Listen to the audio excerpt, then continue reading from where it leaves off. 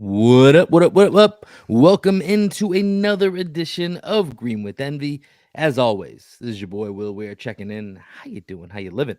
Joining me as he does each and every time, my best friend, co-host, and the coach of our podcast, the one and only Greg Maneikis. What's going on, man? Had to bring out the robe for our guy Marcus Smart returning to the floor tonight. Marcus looked great. I was like, should I continue wearing the clothes I'm wearing or should I get dressed up? Like, I doubt you were wearing that hat before we came on the screen. Funny enough, I did have it on. I had it on. I went for a walk towards the end of my work day, and then I kind of had it on and off, and I was just kind of playing with it. Like I didn't have it like it was on the side, or I was put it on backwards, whatever. Mhm. So it's been around. But to your point, I can't act like that ain't something I usually do. Where I'm like, is tonight a hat episode? And Yeah. then I'll decide, if I got a hat lying around my office, or every once in a while, like, I'll go into most of my hats are in our bedroom here, and the will be like in there watching TV, and she's like, "You going out?" I'm like, "No, I gotta do a podcast."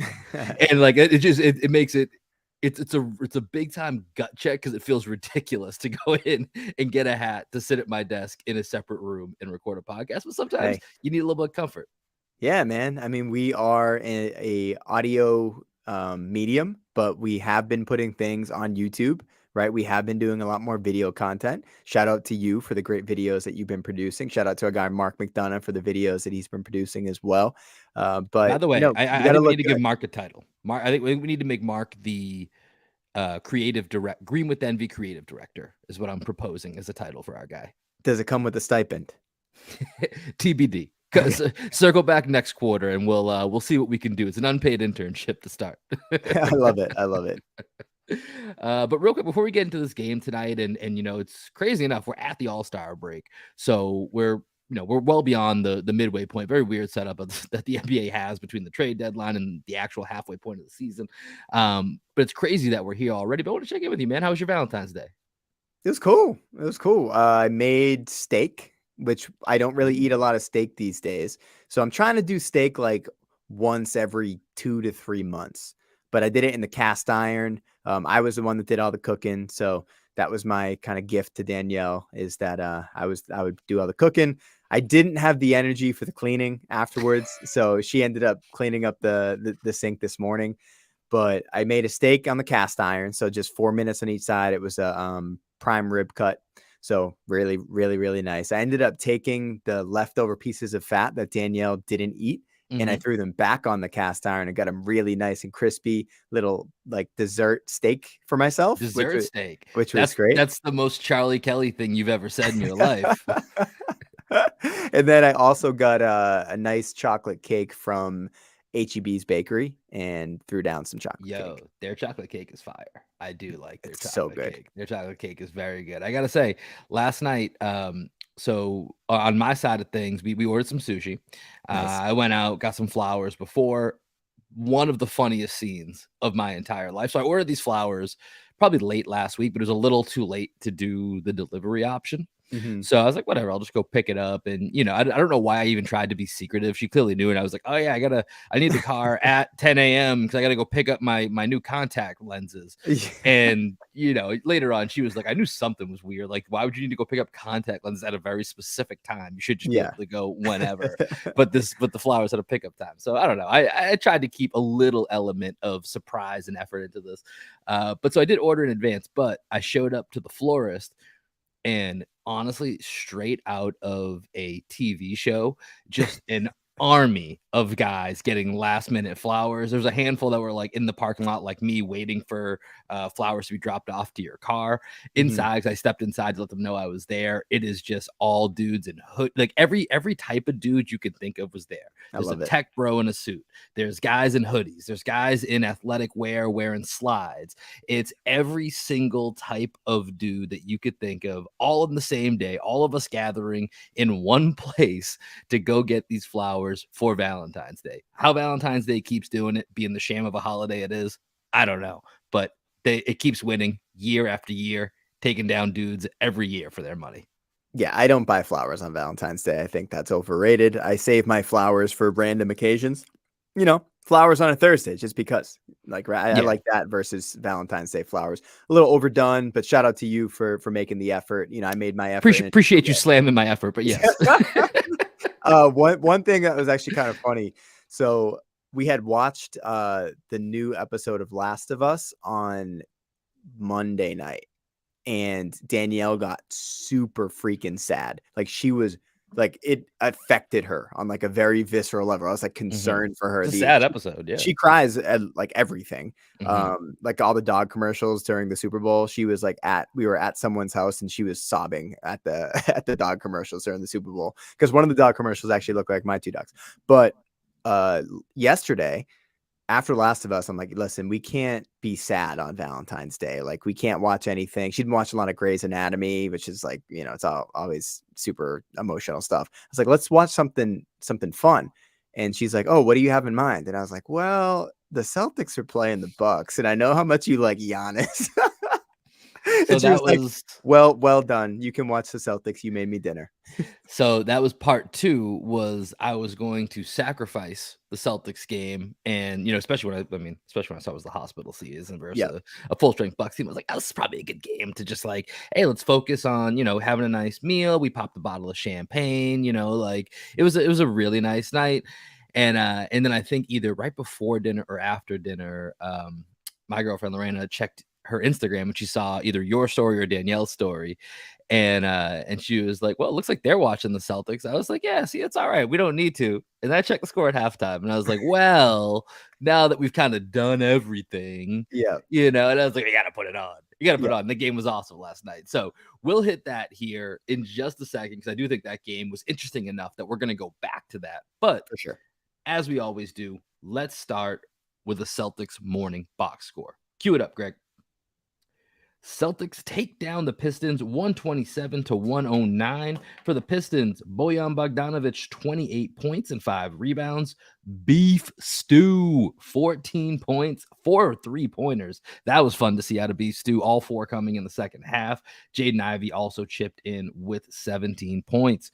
For the Celtics, Jayson Tatum, 38 points, 9 rebounds, and 7 assists. And welcome back, Marcus Smart.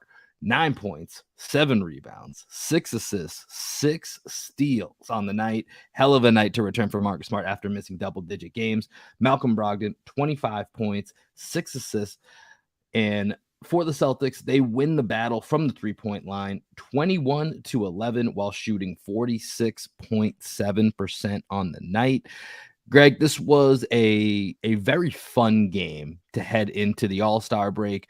I know after last night's heartbreak in a game that was pretty impressive just for them to even be in, but it was still a little bit heartbreaking. I know there was some concern that by the time the Celtics hit the All-Star break in Utah, they could be in second place because if they were going to rest certain guys, they get a few of their guys back. Specifically, Marcus Smart comes back after a prolonged absence, gets his feet wet before they head in to the stretch run of the season. So let's start there. Give me your impressions of Marcus Smart on his comeback tonight.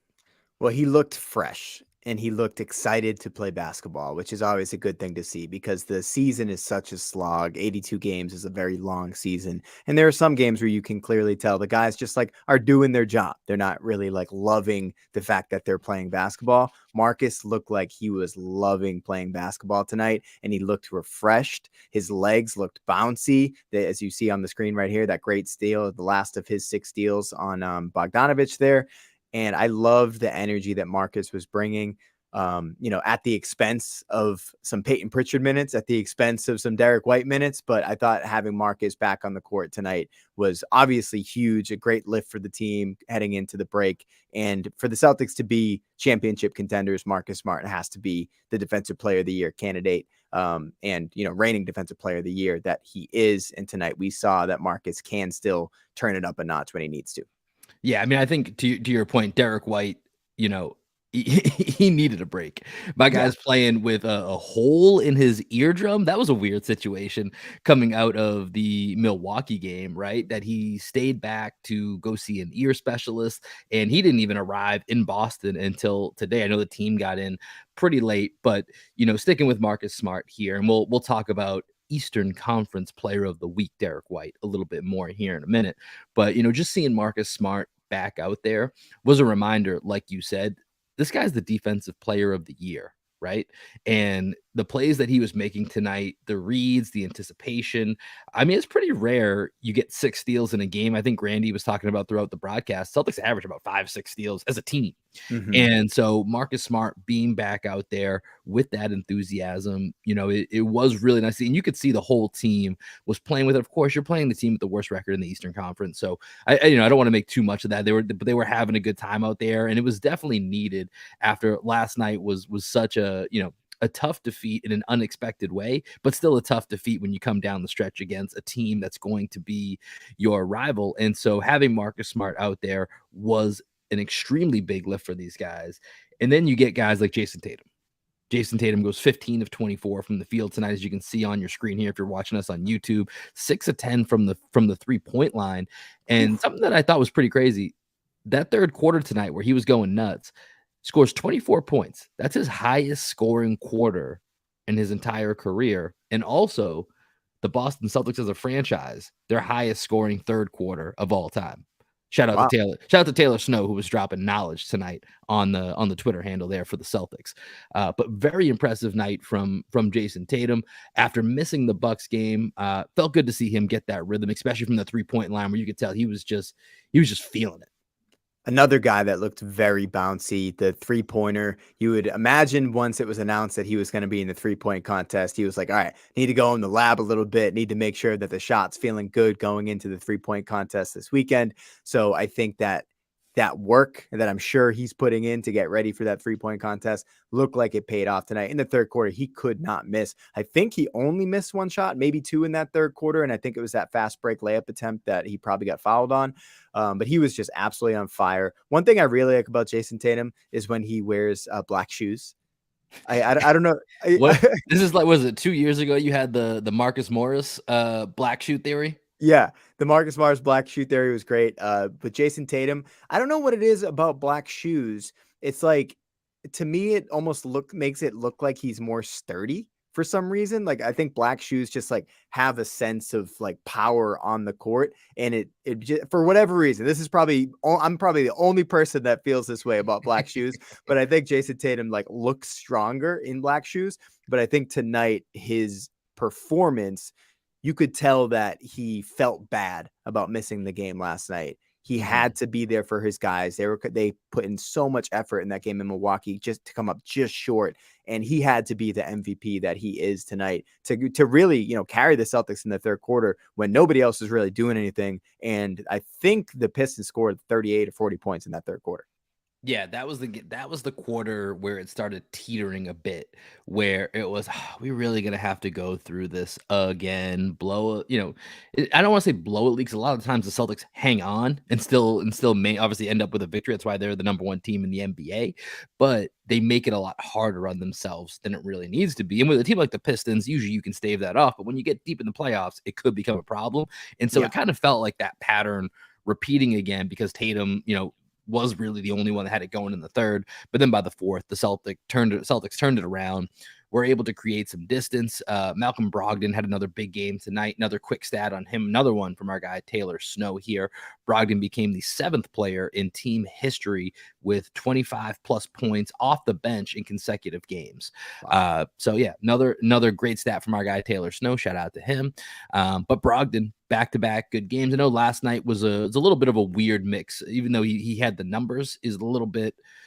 It was a different style of play for Brogdon last night, and probably a little bit of that was the amount of players that were missing, and so he felt compelled to kind of put it on his shoulders a little bit, but still impressive in back-to-back performances from a guy that we've been concerned about, his workload, and you can see that he's able to hold up just fine in these back-to-backs here. So overall, I mean, it's really hard to have too much to say about this game. It was just a really fun game. The vibes were on point, and you got a little bit of something out of everybody. Grant Williams knocked down a couple of threes. A little bit of a quiet night for Sam Hauser, but he's had a big stretch, so I'm going to let that pass. I think that's okay. Yeah, I mean, anyone else that you want to hit on this game, Greg? Like I said, there's not too many other places to go with it. Yeah, I think with Brogdon, just real quick on the style of play that we see out of Brogdon, I think, what did he have? 6 assists tonight? He in last night, I think he had 4 or 5 assists as well. It's just like, I think maybe it's a juxtaposition of him playing next to Derek White or with Derek White, who makes such quick decisions and makes like the right play all the time and is always getting the pass out early. Brogdon kind of reminds me a little bit of Jalen in that way, where like he doesn't make the pass as early as he can. Specifically, the play that kind of frustrates me with Brogdon right now is when he goes pick and roll and somebody, or pick and pop actually in this situation, and a really good shooter pops out to the three. He doesn't have that behind the back pass that like Tatum has to, the play that me and you use all the time when we play pickup. It's like a very simple pass, and I haven't really seen him make that and get that ball out early. It's always like a beat late for shooters. There's a big moment in the Bucks game in which I think he was late getting the ball to Hauser, mess up his rhythm. He missed a big three late in the game. But Brogdon overall, he's been awesome. He's been the sixth man of the year by far, now that Westbrook is out of the picture. Which was just absurd. It was just absurd. But I think the other guy we got to talk about is Blake. Blake played 28 minutes tonight. He had that great hustle play where he dove on the floor and got a standing ovation towards the end of the game. I loved everything I saw out of Blake. He's been everything that we need him to be this season. And the fact that he was able to give us 28 good minutes tonight, where it looked like he belonged on the court. And I think this is something that we're probably going to have a conversation about here in a second, but it just begs the question, come nut crunch time in the playoffs, like which of these guys are just going to be completely out of the rotation or relegated to the bench, as we saw with Peyton Pritchard tonight. Yeah, that's interesting. Let's talk about that, because I had that same thought tonight without us. This is why we're best friends. We didn't talk about this. It's not on our list of our rundown of what we're going to talk about. But I did have this thought tonight of, looking at last night, looking at tonight, and kind of looking ahead. What does that playoff rotation kind of look like, and who's just not going to see the court? And this was kind of my thoughts on it. And I want to hear you kind of react to it. So basically, you have 8 guys, and there's a little bit of debate right now of whether or not Derek White should be in that starting lineup. I think it's going to continue to be. This is actually an area where I think I like what Joe Mazzulla's done, where he's remained kind of mixing and matching the starters. There's 6 guys that are going to start. If everyone's healthy, it's going to be the Jays, it's going to be Marcus, it's going to be Horford. The 4 of them will start. And then I think it's kind of Rob or Derek, depending on which team. And I'm cool with that. I think that's kind of your 6 starters. Then you have one of them obviously goes to the bench. Then you're going to have Grant Williams and Malcolm Brogdon, your main 2 subs, every single night. So that 8 is going to be the core that plays. And then from that, I think you're going to end up with a group of Sam Hauser, Peyton Pritchard, and Mike Muscala, in which those are going to be, and I'm talking once again with everybody healthy. Those are going to be the guys that maybe you plug and play in certain matchups to continue to gain an advantage, or you need an energy boost in Peyton Pritchard. You need more shooting in Sam Hauser. You need to stay big with Mike Muscala. Those are going to be the guys that you may see in those, anywhere from 5 to 12 minute type roles in the postseason. And then I think Luke and Blake, unless somebody's hurt and they're filling in kind of in that starter role that they've been doing, or filling in those larger minutes for either Rob or Al, I think those are going to be the guys that you don't see. And I'm kind of okay with it, and I think that's a really nice luxury. But that was kind of the vision that I was working through in my head. What would be your thoughts to that? First comment. You think Joe Mazzulla puts thought into his lineups? You don't think that he just does things because he feels like it? Well, I mean, if you talk to Jay King in the way and the questions that he was asked the other night about Rob Williams, he just does things to do them. You're right. So maybe there isn't. Maybe I'm giving him too much credit for for differentiating his lineups. I did it because I felt like it. That's why I did it. My God, so if you're following me on Twitter, you know that I'm building up evidence that I think Joe Mazzulla is a robot and is programmed before each game on how he should have conversations with other human beings.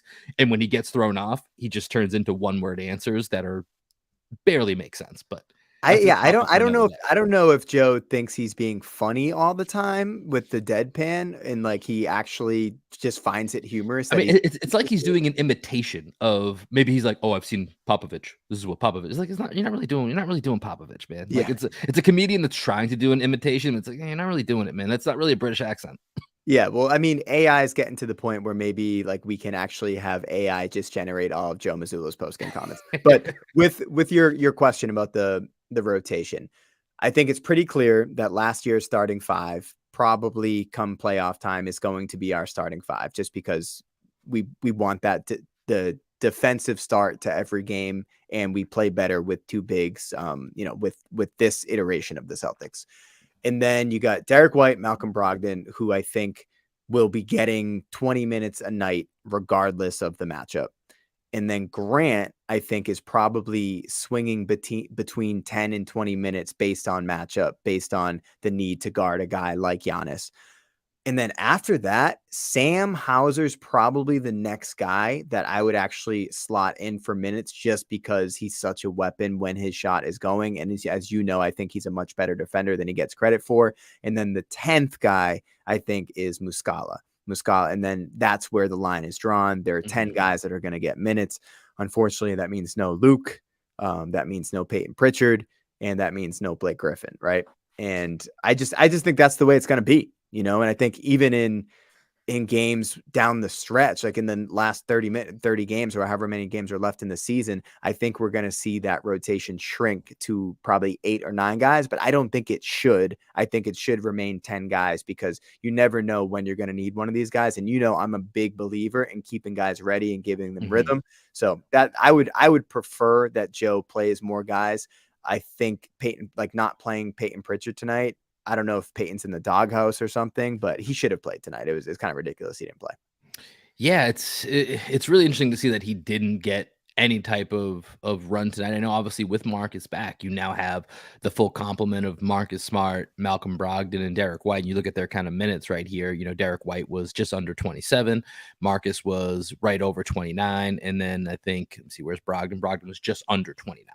And so it does get harder to find minutes, but this is where, and I don't know if the Celtics are going to go to the buyout market. It looks like the Celtics are kind of sitting out at least some of the preliminary rounds of the buyout market. Maybe there hasn't been interest because there hasn't been, to kind of what we're detailing, enough opportunity for a guy like Terrence Ross or a guy like Danny Green who are going to see immediate contributing minutes to a team. And this is without Jaylen Brown. You know what I mean? So once you add JB back into this mix, Sam Hauser's not going to get 22 minutes of run. That's going to come down a bit. Blake Griffin's not going to be out there 28 minutes. Obviously Rob Williams will be back in the mix. And so finding minutes is just going to be tough on this team. And yeah, it does stand out that a guy like Peyton Pritchard gets squeezed on a night like tonight. But let's do this, Greg. Let's take a quick break. And I want to touch on the Bucks game. I know our guys from First of the Floor covered it, but I want to just talk about it kind of holistically for a minute here, just because that was such a big matchup. So let's take a quick break and we'll come right back. All right, Greg. So as we're looking ahead to the postseason and we're talking about rotations, obviously in Milwaukee on Tuesday night was a pretty big game, especially when it comes down to two teams that are fighting for the top of the Eastern Conference. With the Celtics pulling out the victory against the Pistons, they will go into the All-Star break as the number 1 seed, but not by much. You're going to have a half-game lead on Milwaukee going into the break. They lose a heartbreaker a couple nights ago, 131 to 125 in overtime without 4 starters, no Jaylen Brown, no Jayson Tatum, no Marcus Smart, and no Al Horford in that game, and a very limited Rob Williams in that game, only playing about 20 minutes or so and not even starting, which, who knows why? We don't need to know. Rob played 13 minutes. 13 minutes. My bad. I was looking at the wrong thing here. 13 minutes in a non-starting role for whatever reason. Sometimes you just feel like it. Crazy Joe Mazzulla. What are you going to do?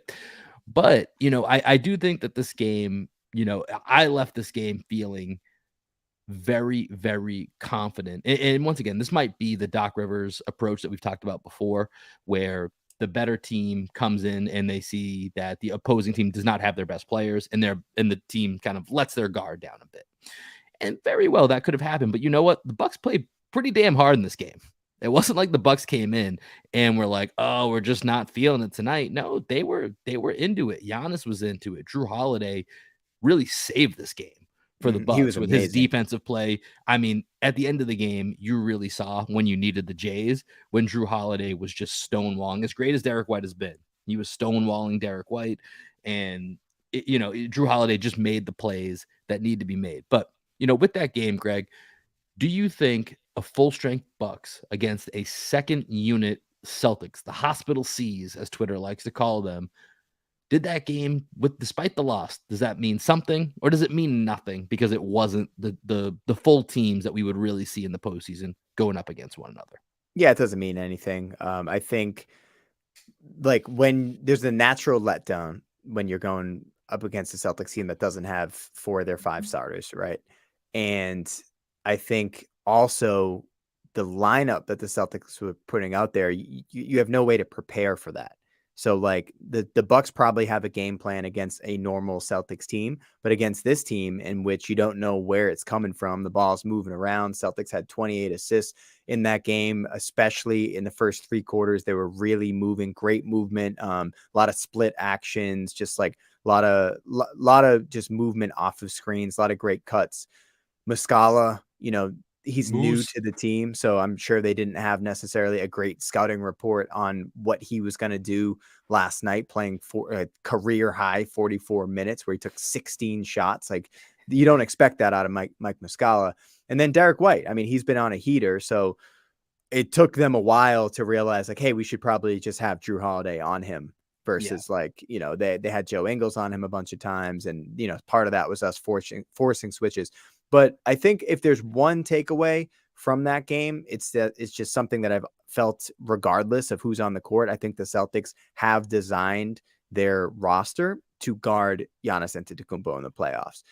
Bringing in a Blake Griffin, having a Grant Williams, not moving off of him in the trade deadline, bringing in Muscala, who's a really heady defender, though Giannis completely like annihilated him multiple times in that game. And then when you have, even somebody like Luke Cornett, I think just him being able to be big at the rim, and then obviously Uncle Al has been a Giannis defender I was almost going to say I stopper, I but he's know. not a I saw Giannis you. I saw stopper. you searching for the vocab in your Yeah. head. But I think that's just what my takeaway was, that we have all the pieces, even without our best players, to be effective guarding their best player. Yeah, I mean, I do think this speaks to the depth of the team. In the Sixers game was a little bit like that, right? The Sixers game, Celtics were without 3.5 stars. Jaylen Brown played that first half, and then obviously Jason Tatum played in that game, and they were able to walk away with the victory. I think this is to me somewhat similar. So I don't want to say I think it's more than nothing, but I don't think it's something, that's an incredible milestone. I just think it's when you get into those diverse situations in the playoffs, and you look at last year, we had multiple games where Marcus Smart was out, where Rob Williams was out. Obviously, the Bucks didn't have, Chris Middleton in that series. And so now you can look kind of across your huddle and say, hey, I know, even if it's Jaylen Brown, hey, I know Jaylen Brown's out, but you know what? Derek, we came into Milwaukee and you can make an argument we should have walked away with a win when Mm-hmm. Derek White and Malcolm Brogdon were our 2 best players in Yep. this game. So there's no reason that we should feel like, hey, one of our all-stars is gone. So I do think that can play importance down the line. Ultimately, to your point though, it's going to matter when you have the pieces out there that you're scouting for, that you're planning for.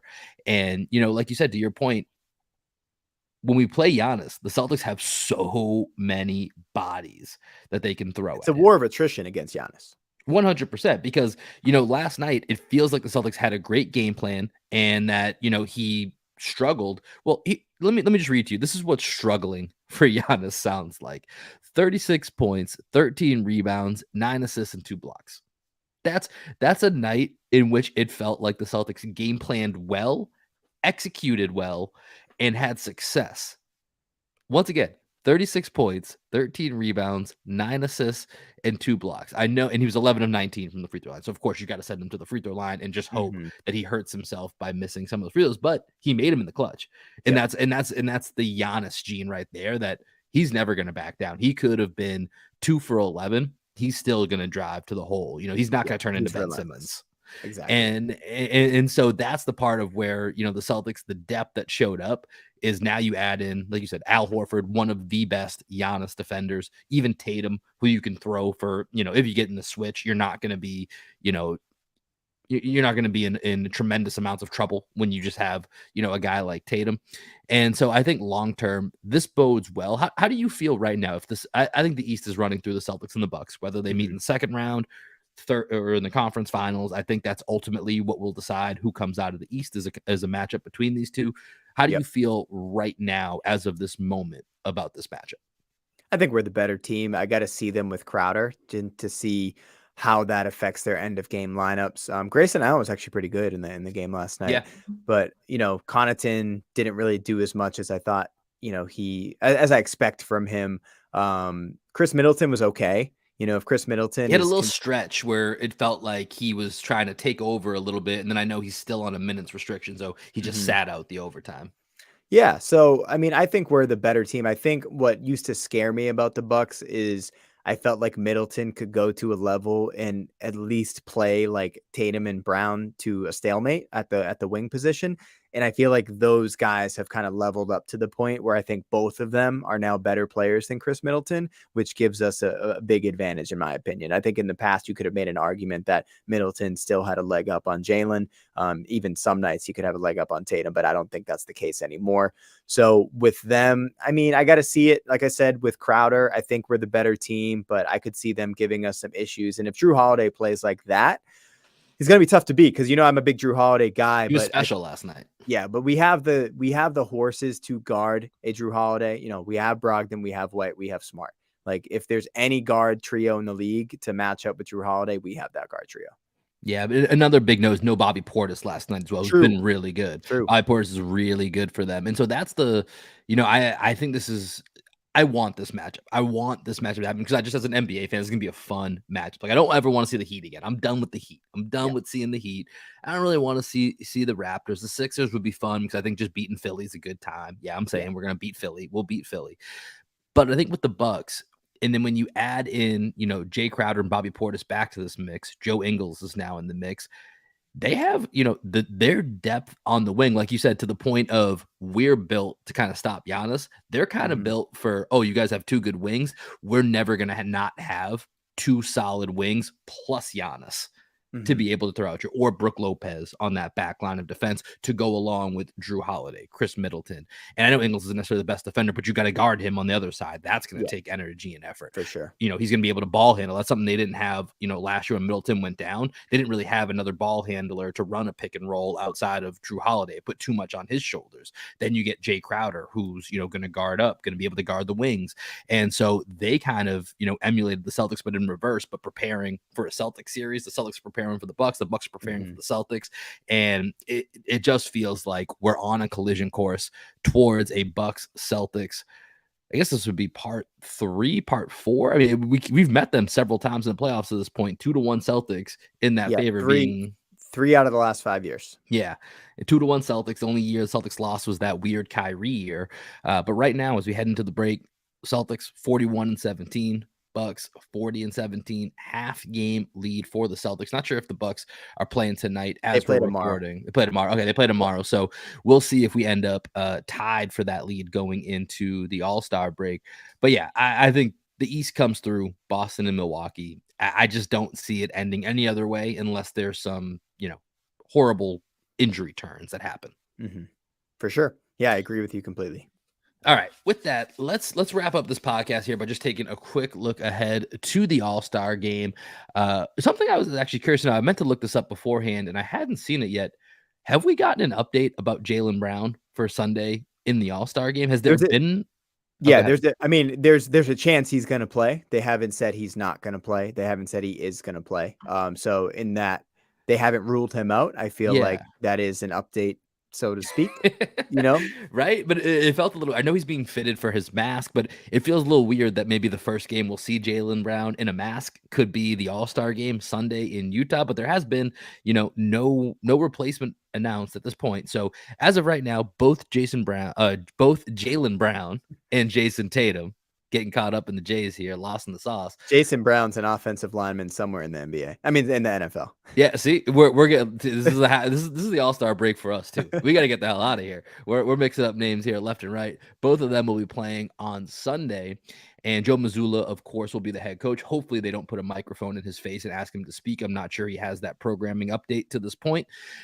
But on Saturday night, God, no, wait, we got to stop there. I didn't even consider this. Like at NBA All-Star Weekend, like Joe Mazzulla is going to have to answer a lot of questions. I don't think like the NBA landscape as a whole understands how weird this man is. So like he's going to go viral during this weekend. 100%. He's going to say and or not say something that's going to get the rest of NBA Twitter and the rest of the NBA world to kind of collectively scratch their heads. So we'll wait to see what that moment is. We'll check back in after Sunday, see if we can find what that snippet will be. But then on Saturday night, let's look at Jayson Tatum is going to be in the 3-point contest. This is always, I think this is actually probably the funnest part of All-Star Weekend. I'm not really huge into the game, although I am excited for them picking the teams on the court. I think that's going to be kind of interesting. So I definitely will be tuning into that. But I think the Tatum and 3-point contest is going to be really interesting. Here's the lineup of what we got. We got Damian Lillard, Jayson Tatum, Kevin Huerter, Tyler Hero, Tyrese Halliburton, Buddy Hield, Anthony Simons, and Lauri Markkanen for the home crowd. You liking Tatum to pull this out, Greg? Yeah, I mean, the way he was shooting that thing tonight, I have a feeling he's gonna like make his mark this weekend. I think this is one of those weekends in which Jayson Tatum like truly announces that he has arrived as one of the top 5 players in the league. I think he's going to carry himself like that in the game and also in this competition. So I believe in it. And I love the video that Mark made for us. That's got me believing that Jayson Tatum is going to be the next of, not a long tradition, but a tradition of Boston Celtics who have won that 3-point contest.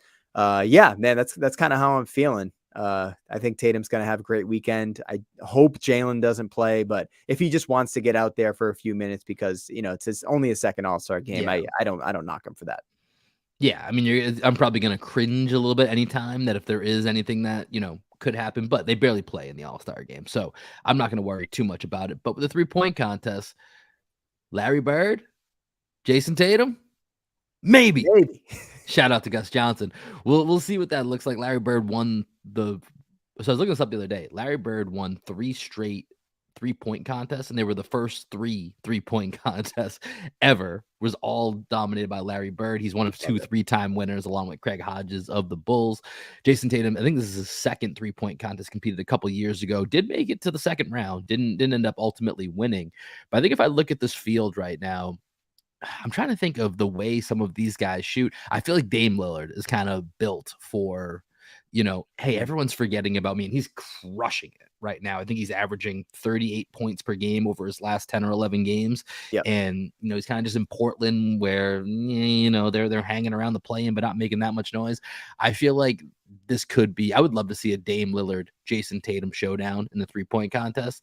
That's kind of my prediction of what I'd like to see for the finals. But anything else with All-Star game weekend that you're looking forward to? Nah, man. Once I found out that there was going to be no John Morant, no Shaedon Sharp in the dunk contest, I was just like, I'll watch the 3-point contest. Other than that, I'm there to support the Jays. Yeah, 100%. Yeah, really disappointing. No Shaedon Sharp. He was really the only reason I was considering kind of tuning in to the slam dunk contest. But yeah, All-Star game weekend. For those of you that enjoy it and celebrate, have a great time. I'm probably going to be tuning in and out, probably taking this time off. Much like some of the Celtics that aren't going to Utah, going to enjoy the weekend, try to take a little bit of time to decompress as we gear up for the second half of the season. But that's going to do it for this episode here of Green with Envy. Greg, any final thoughts? And if not, let us know what we're going to hear on the way out. You know the drill. Black Sheep Optimus, Skywalking. Peace, everybody. Peace, everybody. Enjoy the All-Star game.